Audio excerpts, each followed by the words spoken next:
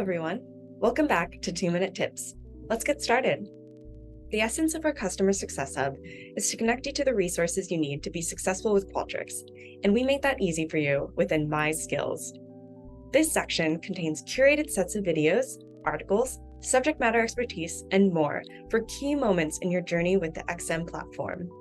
We've begun by launching onboarding checklists, which help any new user learn at their own pace with guidance on how to kick off their first project and leverage Qualtrics' self-service resources.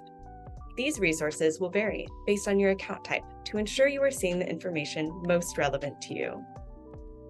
Depending on your progress for these checklists, you'll either see Start, View, or Continue. To enter a checklist, click on its tile to be taken to its associated tasks. Each checklist contains information at the top right that specifies which product lines it focuses on and who it is recommended for. The tasks are organized into different sections focused on specific themes.